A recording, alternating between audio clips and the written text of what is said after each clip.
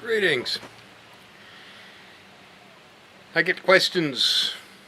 People want information often, and one of the questions that is repeated over and over again is about seeds, fruit pulp on seeds, and mold.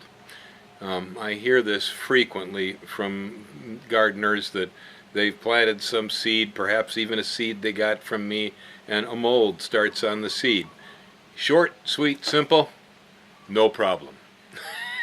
Okay, but the long story is that I believe that most Americans were indoctrinated throughout the 20th century by mostly chemical companies to believe that all forms of mold, yeasts, bacteria, that all of these things are hostile and they're dangerous for us, and so that we'll use this product or that product or whatever. Spray it on the dog, spray it on the kitchen counter, spray the kids, that kind of stuff. Well, we are beginning to discover that that's not so good, because the truth of the matter is that if I was going by strict cell count, there is far more alien DNA in my system than there is human. In other words, I have yeast, I have bacteria, I have fungi, I have all sorts of organisms that live with me, most of them actually keeping me healthy. That's what the whole thing about, probiotics and your yogurt, and we've begun to even realize that if you got the wrong culture in your colon, that you can become depressed, So that puts a lot of credibility to the term, oh, the guy's a real butthead. Yeah, no. It's just amazing exactly how important all of these fungi, yeasts, and bacteria are to us. Now in the 21st century, we're only beginning to learn that. And a whole lot of us are still getting a hangover from the 20th century with all that chemistry, believing that most of this stuff is bad. And so I think when it comes to observing nature, if you can observe nature with an open mind, you'll realize that it runs some of the most perfect machines or systems that we know of. I mean, just the fact that the Earth rotates the way it does, the moon swings around, it turns the tides, and that we have a sun that heats us, and we're just a perfect distance, and blah, blah, blah. All this stuff is ridiculous, the probability of chance, And so these are some of the most well-tuned machines in the universe that are the common life force here on our planet. The DNA, our reproductive ability, on and on and on and on. This stuff is just incredible. Human beings at this point have not even come close. And we tend to see things through these eyes, and belief is a very powerful thing for us. So we get beliefs, and we look and we judge what we see by a belief system that we've adopted one way or another. So when it comes to growing seeds, conclusions that many of us experts, many people who do this a lot, have determined is that if you take seeds, say for instance from a papaya, and if you take the seeds and if you're going to store them, and I think that's how this clean seed thing starts. If you're going to store them, you will have to clean the seeds down to get the fruit pulp off the outside. Then each papaya seed has a little jelly capsule around the outside that helps it germinate and so on. Makes it look like a frog's egg or something. Well, those will have to be either cleaned off or dried out somehow. And then you can take the dry seed, put it away, and papaya seed's probably good for a year or more in dry storage. But if you take papaya seed right out of the fruit, cover it in scum and frog eggs and the whole 9 yards, and smack it into a pot full of a good quality potting soil, cover it with a layer of soil and put it out in the yard and water it, oftentimes what you will discover is that the fermentation that happens on that fruit pulp actually aids and facilitates the germination cycle of the seed.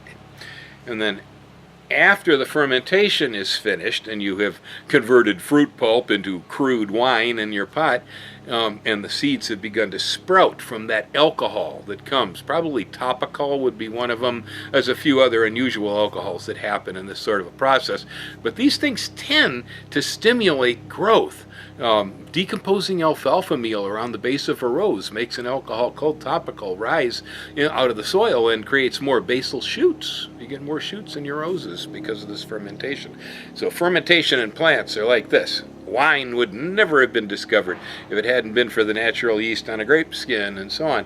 Well, so that yeast fermentation in the spoiling fruit causes the seeds to want to germinate. After the germination has occurred and the yeast die off and become just yeast mother there in the soil, the next thing happens is bacteria or fungi will move in. And typically on yeast mother, the first thing that occurs is a blue-green mold. So you get a fungi that starts on top of the yeast mother and starts to eat the yeast body. After the yeast ate the fruit, the fungi will then eat the yeast. And blue-green molds are, like your bread mold, for instance. This is where they discovered penicillin. And so a lot of the common blue-green molds we have actually produce antibiotic compounds. And so is where the gardener, with his chemical technological mindset, is looking at this mess of fermentation, white moldy stuff and green stuff, and going, oh my God, it's ruined, Actually, what's happening is it's producing beneficial compounds that will keep hostile pathogens actually from attacking your seeds. If everything goes right, you get a fermentation, makes a seed sprout, then you get a fungus that grows on the yeast that then creates antibiotic compounds in the soil or on the plant to help protect the little baby plants. And nature's got it all figured out, honest. We just don't get it most of the time. So we take our seeds, we clean them with TSP, or we bleach water, and then we bake the soil until it's dead, and then put it all together and expect everything to happen. Well, hey, nature abhors a vacuum. And as soon as you create a space where there's nothing living, first thing that will happen is something living will move into it, and usually it's the worst types. The worst types, That's generally what moves into a space where things have been completely sterilized. And so I do not sterilize soil. When I talk about using sterile soil mediums, I'm referring to mediums like ProMix or something that are based on materials that just don't have a lot of biological activity in them, period. Okay, peat moss, perlite, and so on. There's not a whole lot of biology going on there anyway. We're adding what we want as mycorrhizae or probiotic cultures or fertilizers to those mediums. So that's what I mean by a sterile medium. Is a medium that's just relatively inert by its nature, not one that's been killed. Okay. The only time I ever sterilize mediums is when I'm working with inoculating fungi mycelium. And so if I'm doing a mushroom culture, then we are sterilizing the medium completely so nothing else can get growing in there but the mushroom when it gets going. But in the case of plants, they're one step above that situation anyway. Now that I've rattled on for a while about how you should just leave a slimy old pulp on your seeds if you want to see the best results, let me show you what I mean. So, going back about 3 months ago, I sowed some dwarf Catera coffee seeds that were clean, dry seed that I'd had in storage into this flat of 6-packs right here.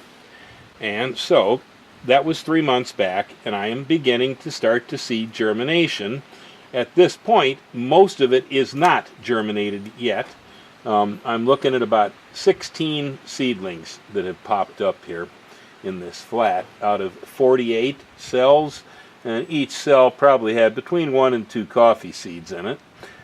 Typically try to sow 1 or so in every hole. And so 3 months back, there's a flat planted carefully individually, one at a time from clean dry seed. Right down here, though, you'll see I have a regular mud flat, and I had filled it with soil, and then I had a jar of dwarf Catera coffee seed that still had the fruit pulp on the outside. It hadn't been dried or cleaned properly, and I tossed it into an open plastic jar on the top shelf, thinking I'd get to doing something with it. Well, in the meantime, it was a little damp in the jar, and white mold started growing in the jar around the coffee seed. And I went, oh my goodness, this is getting messy. I guess I better go plant it. So I took the entire jar, dumped it upside down in this flat, and then covered it with soil. The sprout, the yield is amazing. It was done in the same week as the 6-pack flat over there. This one was planted from messy, yucky seed that still had the fruit pulp on the outside, was beginning to ferment and beginning to mold. All right, that flat was planted from nice, clean, dry seed that had been processed and put away in the shelf. They're both growing, and the dry seed flat, I do believe, eventually will come up to pretty much a close to a pure stand or a proper stand in that flat. But the stuff that was planted down here, that stuff right there, again, from ugly, messy seed with mold and fruit pulp, much superior. The performance is much superior. And a lot of us, not just me, have discovered that when planting seed, planting it with the pulp on, planting it fresh, and planting it in mass in containers, so the seed's got lots and lots of buddies, and then knocking it all out, separating it and transplanting it, actually seems to give us better performance. I get better seedlings, I get more of them, better germination, and so on and so forth. You don't have to take it from me. Try it yourself. Check this out. Try planting dirty seed that has pulp hanging on it that hasn't been dried. Just try it. Now, in the case of many of the tropical seeds that we have here, like the cacao seed, for instance, or mamey sapote seeds, ice cream bean is a good one right there. You can't dry the seed. If you dry the seed's dead. It's that. So a lot of tropical seeds literally have to fall out of the rotten fruit, hit the forest floor, and sprout. Basically where they fell and were decomposed, or where an animal left them after they ate the fruit, one or the other. And in either case, the seed comes up in a big stinking mess. And so we do have tropical seed that if it's dried, it's dead seed. And so dry, clean seed in a lot of cases, like ice cream bean, not.